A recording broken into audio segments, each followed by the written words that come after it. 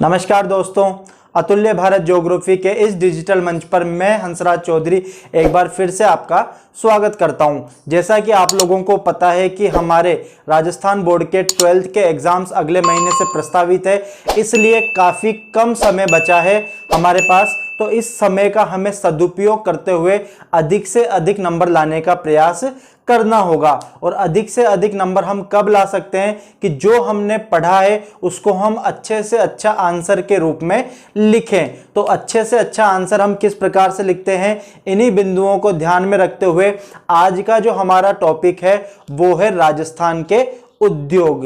राजस्थान के उद्योगों के अंतर्गत हम दो प्रमुख उद्योगों के बारे में चर्चा करेंगे। एक है सूती वस्त्र उद्योग तथा एक है सीमेंट उद्योग। राजस्थान का जो हमारी इकाई है यह पूरे 11 नंबर की है और इसके काफी छोटे छोटे से टॉपिक है जिन्हें हम याद करके पूरे 11 में से 11 नंबर ला सकते हैं। ठीक है, तो राजस्थान का जो ये उद्योग वाला पोर्शन है इसमें से क्वेश्चंस पूछे जाते हैं कि राजस्थान में सूती वस्त्र उद्योग का वर्णन कीजिए अथवा राजस्थान में सीमेंट उद्योग का वर्णन कीजिए। तो सबसे पहले हम चर्चा करते हैं सूती वस्त्र उद्योग के बारे में।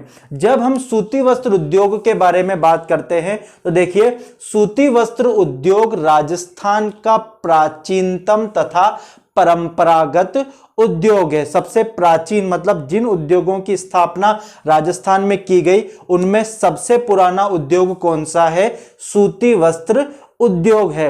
और सूती वस्त्र उद्योग एक ऐसा उद्योग है जो ग्रामीण जनसंख्या को रोजगार उपलब्ध करवाता है। ठीक है, सर्वाधिक संख्या में ग्रामीण जनसंख्या को रोजगार उपलब्ध करने वाला उद्योग कौन सा है? सूती वस्त्र उद्योग है। तो हम अगर क्वेश्चन आता है कि राजस्थान में सूती वस्त्र उद्योग क्या वर्णन कीजिए, तो हम जो हमारा आंसर है उसको किस प्रकार से प्रारंभ कर सकते हैं कि सूती वस्त्र उद्योग राजस्थान का प्राचीनतम तथा परंपरागत उद्योग है।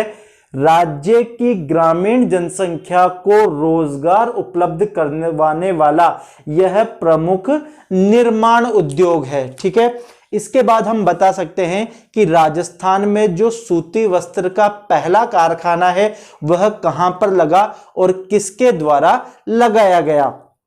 तो राजस्थान में सूती वस्त्र का जो पहला कारखाना है उसका नाम है द कृष्णा मिल्स लिमिटेड। नाम ध्यान दीजिएगा, द कृष्णा मिल्स लिमिटेड। और किस स्थान पर यह कारखाना लगाया गया? तो ब्यावर अजमेर में। ठीक है, अजमेर में एक जगह है ब्यावर, वहां पर द कृष्णा मिल्स लिमिटेड के नाम से सूती वस्त्र का पहला कारखाना लगाया गया। ठीक है, किस वर्ष में लगाया गया? तो वर्ष 1889 में यह कारखाना लगाया गया। और किसके द्वारा लगाया गया? तो सेठ दामोदर दास व्यास के द्वारा यह कारखाना लगाया गया। हमें पता है कि इस बार का जो हमारा बोर्ड का पेपर है उसमें एक एक अंक वाले जो क्वेश्चंस हैं उनकी संख्या क्या होगी? ज्यादा होगी। तो आपसे एक छोटे क्वेश्चन के रूप में, अति लघुतरात्मक प्रश्न के रूप में यह पूछा जा सकता है कि राजस्थान का सूती वस्त्र का पहला कारखाना कौन सा है? तो आप बता देंगे कौन सा है? The Krishna mills limited. कहां पर? ब्यावर अजमेर में। फिर हमसे पूछा जा सकता है कि ये किसके द्वारा लगाया गया? तो किसके द्वारा लगाया गया? सेठ दामोदर दास व्यास के द्वारा वर्ष 1889 में यह कारखाना लगाया गया। ठीक है, द कृष्णा मिल्स लिमिटेड की स्थापना के पश्चात वर्ष 1906 में, ठीक है, वर्ष ध्यान दीजिएगा, वर्ष 1906 में राजस्थान का सूती वस्त्र का दूसरा कारखाना स्थापित किया गया। किस नाम से स्थापित किया गया? एडवर्ड मिल्स लिमिटेड के नाम से स्थापित किया गया। और कहां पे किया गया? यह भी ब्यावर में ही किया गया। एक चीज ध्यान दीजिएगा कि ब्यावर जो स्थान है अजमेर में, यहां पर राजस्थान के प्रारंभिक तीनों सूती वस्त्र के कारखाने स्थापित किए गए। 1889 में द कृष्णा मिल्स लिमिटेड की स्थापना भी कहां पर की गई? ब्यावर अजमेर में की गई। उसके पश्चात वर्ष 1906 में एडवर्ड मिल्स लिमिटेड की स्थापना भी कहां पर की गई? ब्यावर अजमेर में की गई। इसके पश्चात तीसरा कारखाना जो लगाया गया वह श्री महालक्ष्मी मिल्स लिमिटेड के नाम से वर्ष 1925 में ब्यावर अजमेर में ही लगाया गया। ठीक है, तो ये तीनों कारखाने आपको याद रखने हैं कि द कृष्णा मिल्स लिमिटेड की स्थापना वर्ष 1889 में कहां पर की गई? अजमेर में की गई। कौन से स्थान पे की गई? ब्यावर में की गई। उसके पश्चात वर्ष 1906 में एडवर्ड मिल्स लिमिटेड की स्थापना कहां पर की गई? ब्यावर में की गई। और जो तीसरा कारखाना लगाया गया वह श्री महालक्ष्मी मिल्स लिमिटेड के नाम से कहां पे लगाया गया? ब्यावर में ही लगाया गया। ठीक है, इसके पश्चात भी कई कारखानों की स्थापना हुई, जिनमें से प्रमुख है मेवाड़ टेक्सटाइल्स मिल्स लिमिटेड। ठीक है, वर्ष 1938 में मेवाड़ टेक्सटाइल्स मिल्स लिमिटेड के नाम से कारखाने की स्थापना की गई। और कहां पर की गई? भीलवाड़ा में की गई। और इसके पश्चात महाराजा उम्मेद सिंह मिल्स लिमिटेड की स्थापना वर्ष 1942 में कहां पर की गई? पाली में की गई। इसको इंपॉर्टेंट कर लीजिएगा और इसको याद रखिएगा। कौन सा? महाराजा उम्मेद सिंह मिल्स लिमिटेड कहां पर? पाली में। कब स्थापना की गई? 1942 में इसकी स्थापना की गई। और यह राजस्थान की सबसे बड़ी सूती वस्त्र की मिल है। ठीक है, यह चीज ध्यान दीजिएगा। राजस्थान की सबसे बड़ी सूती वस्त्र की क्या है? यह मिल है। ठीक है, आपसे पूछा जा सकता है कि राजस्थान का सबसे बड़ा सूती वस्त्र का मिल या फिर कारखाना कौन सा है? तो कौन सा है? महाराजा उम्मेद सिंह मिल्स लिमिटेड। कहां पर है? पाली में है। और यह राजस्थान की सूती वस्त्रों की सबसे बड़ी मिल है। और चीज ध्यान दीजिएगा एक और, क्या कि यह सर्वाधिक उत्पादन करने वाली मिल है। ठीक है, राजस्थान की सूती वस्त्रों की सबसे बड़ी मिल कौन सी है? महाराजा उम्मेद सिंह मिल्स। कहां पर? पाली में। और महाराजा उम्मेद सिंह मिल्स जो पाली में स्थित है, यही सर्वाधिक उत्पादन करने वाली भी मिल है। ठीक है, इसके पश्चात वर्ष 1947 में भारत क्या हो गया? आजाद हो गया। और भारत के आजाद होने के पश्चात सरकार ने उद्योगों को क्या किया? प्रोत्साहित किया। और सरकार की नीतियों तथा प्रोत्साहन के द्वारा ही राजस्थान में कई स्थानों पर सूती वस्त्र के कारखाने स्थापित किए गए। ठीक है, तो हम ये लिख सकते हैं कैसे कि स्वतंत्रता प्राप्ति के पश्चात सरकार द्वारा प्रोत्साहन दिए जाने के कारण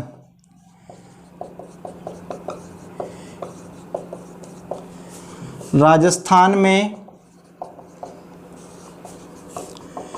कई स्थानों पर सूती वस्त्र मिलें स्थापित की गई। ठीक है, कहां कहां पे की गई? तो देखिएगा, हम लिख सकते हैं ऐसे, किशनगढ़। कहां पर? अजमेर। ठीक है, गुलाबपुरा। इसके अलावा हम लिख सकते हैं भीलवाड़ा, कोटा, उदयपुर और बांसवाड़ा। ठीक है, इन स्थानों पर क्या किए गए? सूती वस्त्र के कारखाने स्थापित किए गए। क्यों? क्योंकि यहां पर क्या किया गया? सरकार के द्वारा क्या किया गया? एक तो प्रोत्साहन। ठीक है, प्रोत्साहन किस प्रकार से होता है कि इनको आधारभूत सुविधाएं, ये लिख सकते हो आप शब्द की आधारभूत सुविधाएं प्रोत्साहन का मतलब है सरकार ने प्रोत्साहन किस प्रकार से दिया कि इन स्थानों पर जो उद्योग लगाने के इच्छुक थे उनको आधारभूत सुविधाएं उपलब्ध करवाई। और आधारभूत सुविधाओं से क्या तात्पर्य होता है कि इनको सस्ती दर पे जमीन उपलब्ध करवाई गई, इनको बिजली क्या है सस्ती दरों पे उपलब्ध कराई गई। इसके अलावा यहां पर जो कर है या टैक्सेस हैं उनमें क्या प्रदान की गई, छूट प्रदान की गई, जिससे क्या होता है कि लोग उद्योग लगाने के लिए क्या होते हैं, प्रोत्साहित होते हैं। ठीक है, तो यहां पर क्या किया गया, सरकार ने इस प्रकार की नीतियों का निर्माण किया गया कि लोग बाहर से आकर भी क्या करें, यहां पर उद्योग लगाएं। तो सरकार के द्वारा जो दिया गया प्रोत्साहन, इसके कारण कई स्थानों पर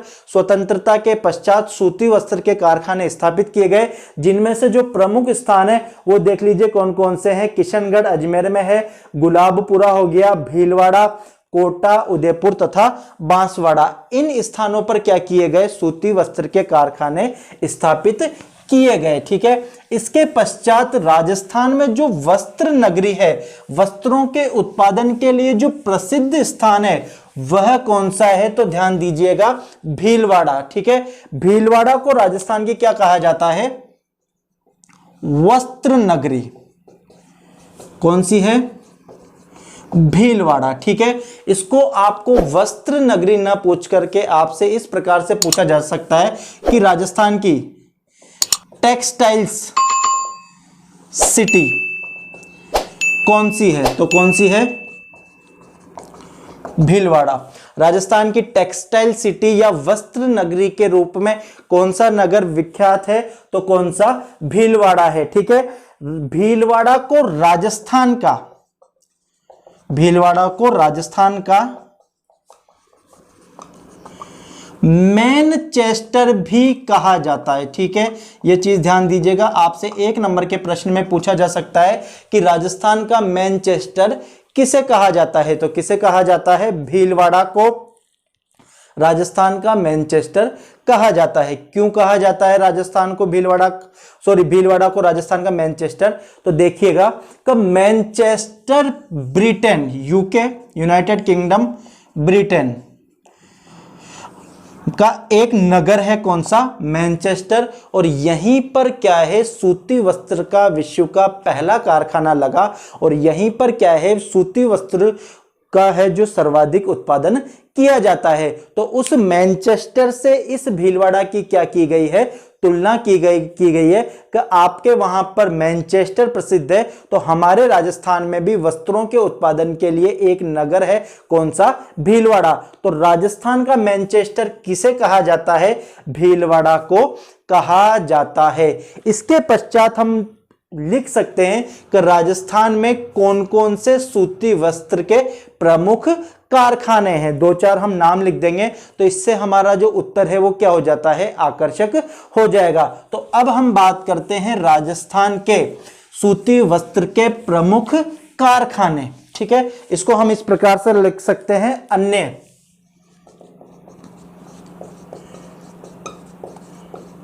महत्वपूर्ण कारखाने अथवा सूती वस्त्र मिल।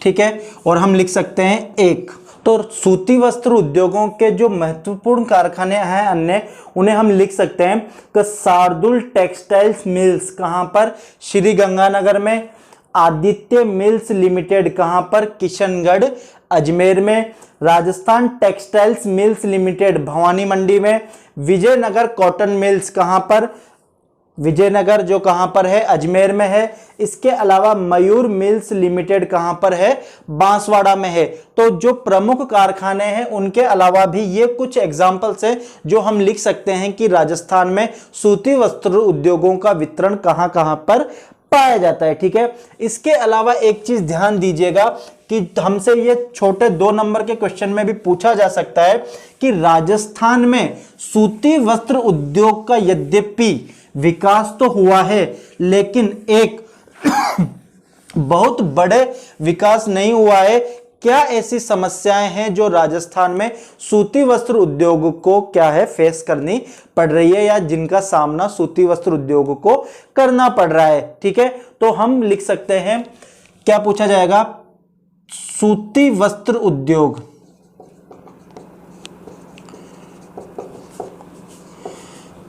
प्रमुख समस्याएं। ठीक है, क्या ऐसी समस्याएं हैं जो राजस्थान में सूती वस्त्र उद्योग को फेस करनी पड़ रही है या जिनका सामना करना पड़ रहा है? सबसे पहला,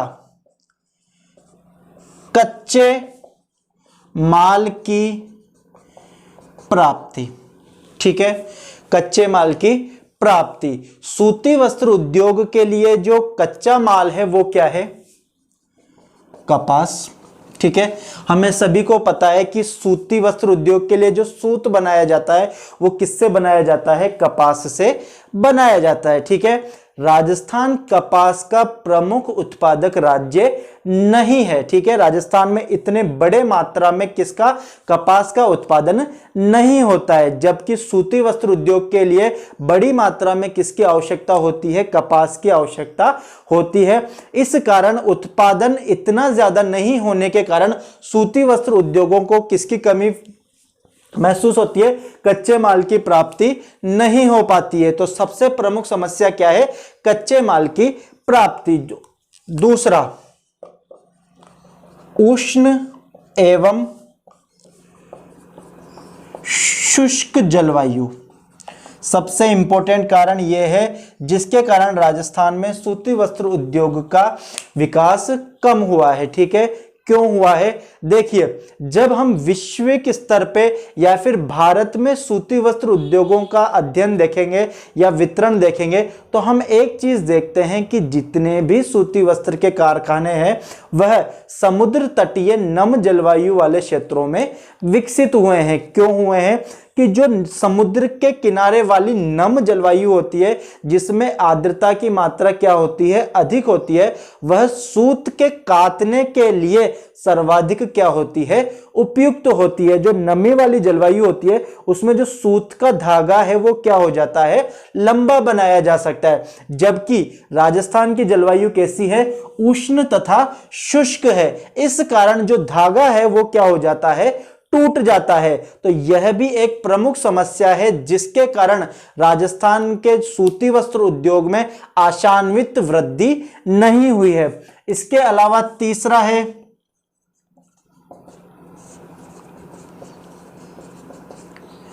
ऊर्जा की कमी। ठीक है, मशीनों को चलाने के लिए, चाहे कोई सा भी उद्योग हो, जो मशीनें हैं उनको चलाने के लिए किसकी आवश्यकता होती है? ऊर्जा की आवश्यकता होती है। चाहे फिर हम वो ताप विद्युत द्वारा प्राप्त करें, जल विद्युत द्वारा प्राप्त करें या किसी भी रूप में हम प्राप्त करें। तो राजस्थान में जो विद्युत का उत्पादन है या जो ऊर्जा का उत्पादन है वह क्या है? कम होता है। इस कारण भी यहां पर इसका विकास नहीं हुआ है। इसके अलावा पुरानी तथा जर्जर मशीनें। ठीक है, लिख सकते हैं आप, पूंजी की कमी और छठा अकुशल श्रमिक।